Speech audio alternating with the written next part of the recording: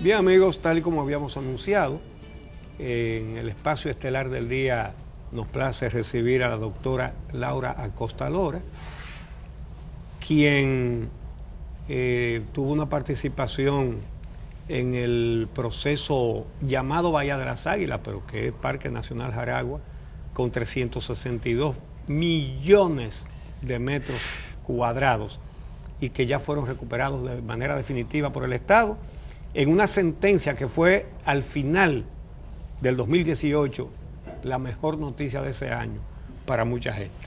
Buenos días y Laura. bienvenido. Buenos días, ¿cómo están? Bueno, primero tu juicio sobre la sentencia de la Suprema Corte de Justicia. Además, qué bueno ver a la Suprema Corte de Justicia fallando así en un caso de corrupción. En pocos casos uno ha visto. Que es de corrupción del gobierno de Balaguer, pero que se concatenó con muchos personajes de los gobiernos del PRD y del PLD. Del PLD, sí. ¿Verdad? A ver. Y hasta hoy estamos luchando en contra de hasta hoy. De los intereses. Pues yo creía que se había terminado esa lucha. No se ha terminado porque sin los ladrones presos no se termina nada. ¿Qué terminó y qué significado pero tiene? sí se terminó lo esencial, que es recuperarle al Estado lo que le corresponde. Y bueno, y es bueno de la Suprema Corte de Justicia, pero siempre hay un pero.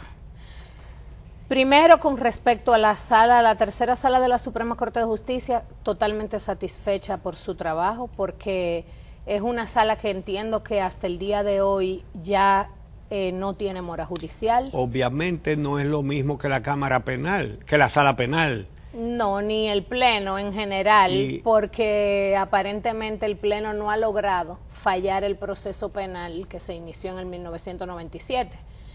La fiscal Jenny Berenice Reynoso recurrió en casación hace 4 años la decisión que extinguió el proceso penal y la Suprema Corte de Justicia no lo ha fallado. Evidentemente, si no estaba extinguido, lo extinguió la Suprema y durmiendo el sueño eterno. Y eso es verdad, porque andan diciendo que se extinguió. No, porque hay que separar una cosa de la otra. Primero está el proceso penal que se inició en el año 1997, que fue contra el entonces director del IAD, Jaime Rodríguez Guzmán, su esposa, la que era entonces su esposa, su hermano, y otros funcionarios y particulares que participaron alegadamente en el fraude inmobiliario, que no solamente era ese proceso penal sobre el caso Valle de las Águilas, sino sobre un fraude en varias provincias del país con falsos asentamientos agrarios.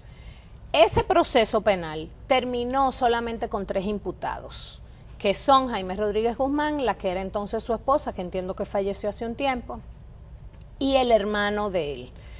¿Por qué? Porque otros fueron excluidos de ese proceso porque devolvieron los títulos de propiedad, porque sí hay que recordar que el entonces Procurador General de la República, Abel Rodríguez del Orbe, hizo un llamado a todas aquellas personas que tuvieran esos títulos de origen fraudulento que lo devolvieran y que entonces no serían perseguidos penalmente. Así es.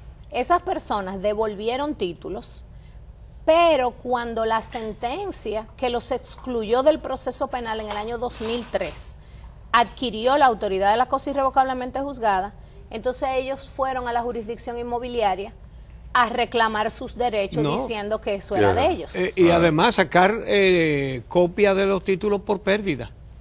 Bueno, en realidad ni siquiera fue por pérdida, porque como el entonces registrador de títulos tenía una parece que un stock de títulos para llenarlos y los firmaba él mismo, ellos tenían 2 y 3 títulos de la misma parcela. Entonces, esas personas tienen que ser perseguidas penalmente. Estamos hablando de todos los que tenían título en su mano, además de Jaime Rodríguez todos Guzmán. los que tenían título y que los devolvieron, incluso algunos por acto auténtico, devolvieron esos títulos y dijeron, y hay una sentencia que por cierto es de la magistrada Esther Agelán, que hoy está en la Suprema Corte de Justicia, que con justa razón dice no hay tipo penal porque esas personas dijeron que lo estaban devolviendo porque no sabían que eso era un fraude. Entonces, si usted lo devolvió porque usted no sabía que era un fraude, y luego entonces usted va y lo reclama Entonces, o era un fraude o no era un fraude. Entonces, esa persona tiene que ser investigada. ¿Qué tiene el número de personas que estuvieron involucradas en eso? Bueno, yo ahora mismo en mi cabeza no recuerdo exactamente la cantidad de personas, pero sí me acuerdo que hay un acto auténtico firmado por un abogado, que también es abogado hasta el día de hoy reclamante, que hay como 30 y pico de personas que devuelven títulos. Hay un título, por ejemplo, el señor Puro Pichardo, que murió recientemente. Esa persona devolvió su título también por un acto auténtico y luego en audiencia dijo que fue que Abelito lo coaccionó para que le devolviera el título. Claro, porque esa medida de que devuelvan los títulos y ya. Sí, y ahí entonces acabó. está ese grupo de personas, pero hay otro grupo de personas que incluso han reclamado sin tener título de propiedad. O sea, ni siquiera no, título fraudulento. Ni siquiera fraudulento, se montaron en el tren posteriormente. Cuando vieron que en un momento histórico del proceso el Estado supuestamente desistió, entonces se inventaron ellos mismos unos asentamientos. También existen tipos penales para eso. Entonces, esa parte evidentemente le corresponde al Ministerio Público. Yo el día 31 de diciembre me sorprendo de ver una declaración supuestamente de la Procuraduría General de la República diciendo que eso no se va a perseguir porque perimió. Yo me sorprendí. Luego hay otra nota posteriormente, sin haber borrado la anterior, eso lo aclarará el periódico El Día, porque yo no entendí. Esta es la hora en que no entiendo. ¿Qué dice la otra nota? Que dice que no, que la Procuraduría dijo que iba a evaluar si procede o no. Yo lo que pienso que quien debe evaluar es la justicia, luego de una acusación formal. Eso es lo que yo creo. Que tiene que hacer el Ministerio Público. Es decir, que el Ministerio Público debe someterlos. Es lo que yo creo. Nosotros conocemos, o sea, y yo dejar la decisión conozco en manos de ese los jueces. proceso desde por lo menos hace 20 años y no veo ahí ninguna razón por la cual no haya que perseguir penalmente a estas personas que hicieron uso de documentos que sabían que eran fraudulentos. Laura, para recordarle a los televidentes, ¿cuándo y cómo fue que se inició ese fraude contra el Estado Dominicano? Bueno, el fraude, hay documentos que relatan en el expediente que hubo utilización de oficios del IAD de los años 92 a 94, de anteriores directores del IAD, pero que eran, por ejemplo, un oficio de pésame para el doctor, para la señora Emma Balaguer, que murió su marido. Y con ese oficio de pésame, ellos transfirieron 1 millón de metros cuadrados. Eso, de modo que esos oficios que fueron utilizados entre el 92 y el 94. Sí, pero esa persona que tienen título, que lo transfirieron con ese oficio de pésame, lo estaban reclamando en el Tribunal de Tierra.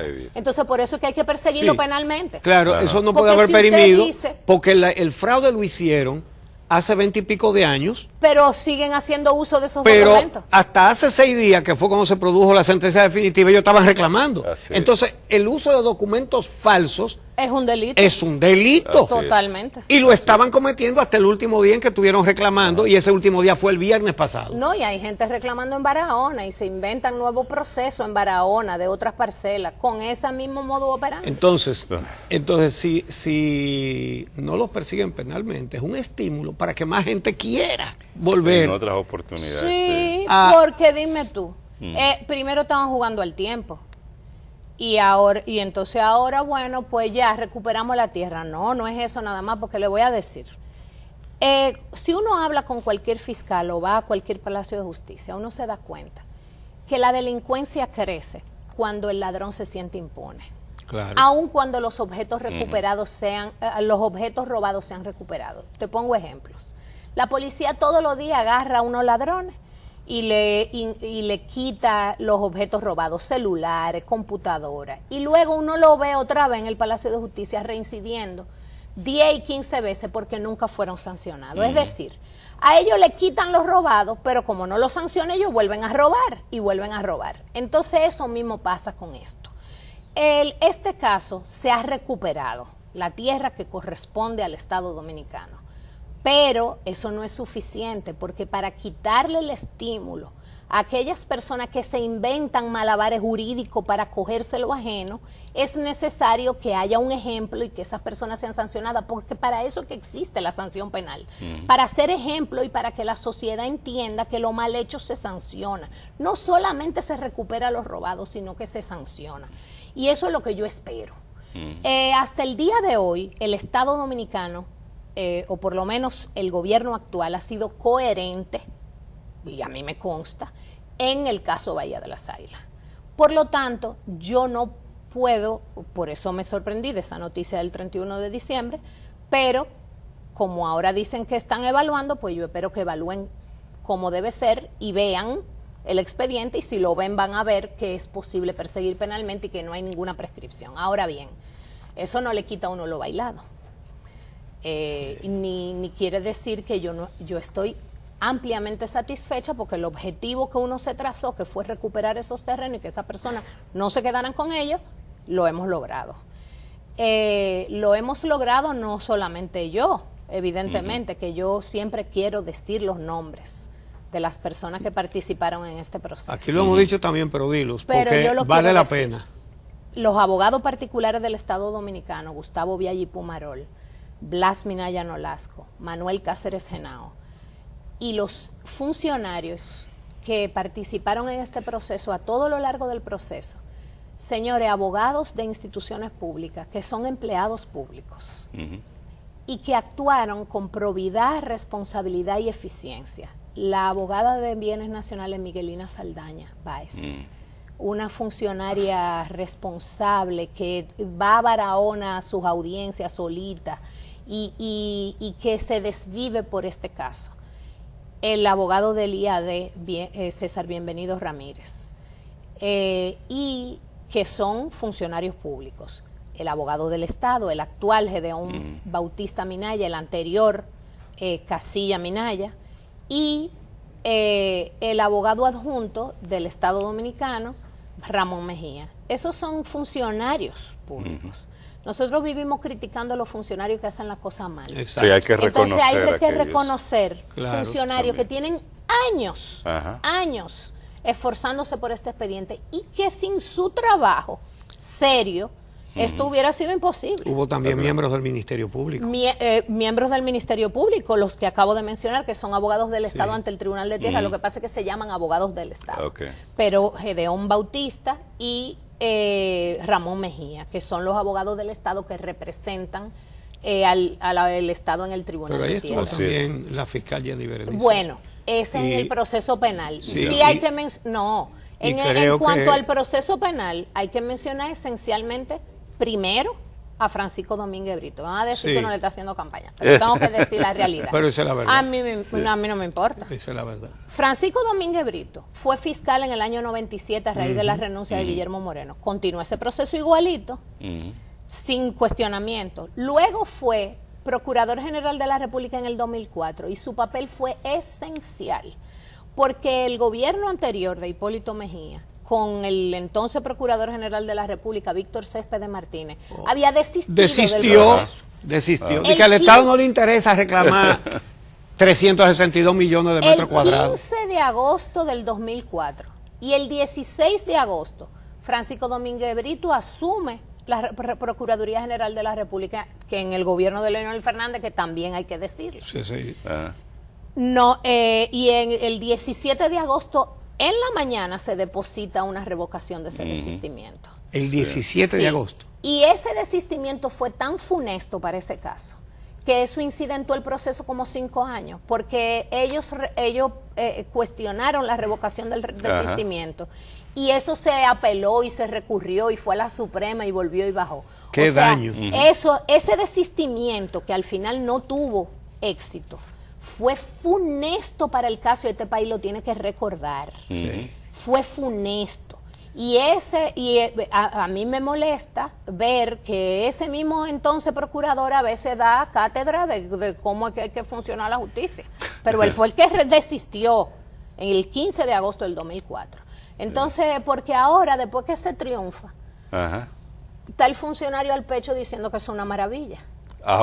Pero yo me pasé, y Uchi es testigo, porque me ayudó a eso.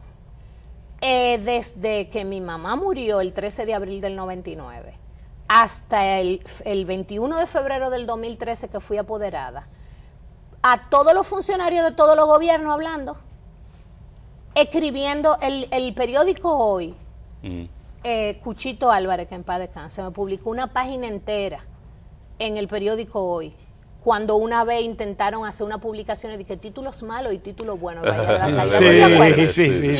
Y yo escribí un artículo que Tío Uchi se lo entregó a Don Cuchito y Don Cuchito publicó una página completa.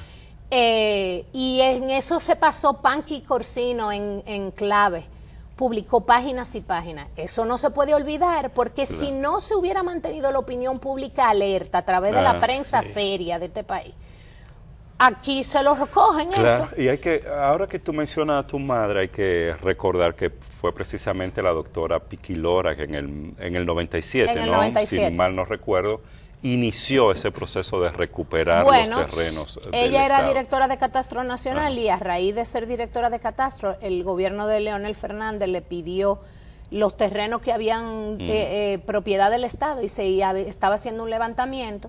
Y entonces cuando ella se acerca al IAD para ver sobre esos terrenos y otros terrenos, se da cuenta que el hoy senador Wilton Guerrero tenía una investigación dentro del IAD por el fraude que había encontrado. Porque fue Wilton Guerrero que sustituye a Jaime Rodríguez Guzmán. Entonces es Wilton Guerrero en el IAD que encuentra la documentación que prueba el fraude.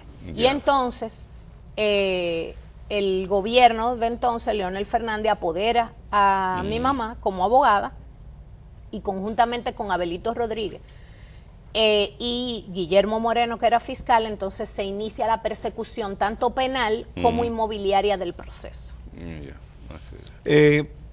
Una cosa, esto de la prescripción, porque a mí me está preocupando el asunto. De que si la acción penal prescribió, no, pero el hecho de que estuvieran utilizando esos títulos fraudulentos hasta la semana pasada, no se reputa que están cometiendo el delito mientras esté vigente su reclamo. A nosotros no debe preocuparnos la prescripción, porque eso no está prescrito. Desde el momento en que uno manifiesta preocupación es como si hubiera problema y hubiera algo que interpretar. Ahí no hay nada que interpretar. Eso no está perimido. Eso no está prescrito. El uso de documento falso, el plazo de prescripción empieza a correr a partir del último día de uso de dicho documento. De modo que no hay lugar a discutir si eso hay prescripción o no hay prescripción. Yo puedo entender que un funcionario público haga una declaración pública y sea prudente. Sí. Eso yo lo puedo entender perfectamente, pero el que conoce ese expediente sabe que ahí no hay prescripción. Por lo tanto, a mí no me preocupa. Como no me preocupaba que se intentaran robar porque no tenían razón. Cuando los reclamantes decían, nos vemos en apelación, pues nos vemos en apelación, a mí no me preocupa. Nos vemos en la Suprema, pues nos vemos en la Suprema. Y ahora nos vemos en el Tribunal Constitucional, pues nos vemos en el Tribunal Constitucional, porque el que no tiene razón, el que tiene la razón no tiene nada de qué preocuparse. Pero eso en un país donde no existe donde existe institucionalidad. Aquí la preocupación está relacionada con, a pesar de que se tenga la razón, hay tanta debilidad institucional que tú puedes tener a un ministerio público, por ejemplo, que no esté interesado en perseguir penalmente a los responsables de este fraude. Sí, pero mira lo que ocurre. En el caso Bahía de las Águilas, se han dado una serie de elementos que no se han dado en otros casos. En este caso está unida la sociedad, la prensa, la oposición y el gobierno. ¿Qué ministerio público no va a perseguir a quienes cometieron ese fraude? Cuando hay unanimidad. Porque hay dirigentes políticos importantes envueltos en eso. Bueno, vamos a ver. ¿Los hay? Sí, y los había antes. Y no pudieron, a pesar de que pagaron miles y miles y miles y miles y millones de dólares, no pudieron quedarse con la tierra. Y no pueden quedar impunes tampoco. Entonces, hay que perseguir penalmente. Yo espero que eso se haga. Eso es lo que yo espero. Y como siempre estoy dispuesta a colaborar para que eso se haga con mucho gusto. Por si acaso no lo conocen el expediente. Esa decisión depende de quién, del Procurador General. Del Procurador General de la República, evidentemente, que es la cabeza del Ministerio Público.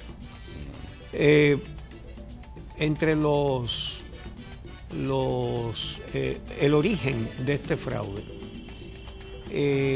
hubo una parte que quedó como coja, y es que las decisiones las tomaron el IAD y Bienes Nacionales para fingir el asentamiento agrícola en Bahía de las Águilas, que fue el origen para despojar al Estado. Para despojar al Estado. ¿Qué pasó ahí? ¿Por qué solamente se sometió a uno de los dos? Estamos hablando de hace 20 y pico de años. Pero. Se sometió también al entonces director de Bienes Nacionales. Lo que pasa es que hay 13 personas de los involucrados en el proceso del 97, que en la decisión del 2003 de la magistrada Esther Ajelán son señalados como prófugos, no comparecieron al tribunal. Por lo tanto, técnicamente se encuentran en estado de rebeldía. Deberían ser perseguidos. Otra cosa. Porque el estado de rebeldía suspende todo proceso y toda prescripción. Se nos acabó el programa, pero muy brevemente. Uno de los temas era que fingieron el asentamiento agrario con cédulas que usaron inconsultamente de empleados del IAD y de empleados de Rodríguez Guzmán y todo eso. Y sacaron documentos a nombre de esa persona y luego fingían que esa le habían vendido a otro. Pero la ley de reforma agraria prohíbe vender. Sí, eso lo establece la sentencia. Hay que decir claramente que tanto la sentencia de primer grado como la de segundo grado y la de la Suprema, que confirma la sentencia de la magistrada Alba Luisa Marcos, otra persona que hay que mencionar en este proceso, que hoy está en el Tribunal Constitucional ascendida, buen ejemplo para la sociedad, es que eso fue un fraude, sin duda alguna. Todos los jueces que han tenido en sus manos ese expediente han dicho que eso fue un fraude. Ahora falta que lo diga un juez penal. Bueno. Exactamente. Muchísimas gracias. Alba, Jenny Berenice Reynoso, participó, claro, creo que Bolívar Sánchez, Francisco Domínguez Brito y el magistrado Manuel Alexis Reed, que hoy está en la Suprema Corte de Justicia. Muchísimas gracias a la abogada Laura Costa por esta explicación tan detallada sobre un caso importante de corrupción en nuestro país, uno de los más relevantes, que por lo menos en una de sus partes, que la inmobiliaria tiene una decisión positiva. Esperemos que así sea también en la parte penal. Se acaba de frustrar un récord mundial. Robarse un parque nacional con bahía y varias playas. Era un récord mundial que se iba a establecer con eso. Y el mar, habían parcelas dentro del mar. Gracias a todos ustedes por acompañarnos. Hasta mañana.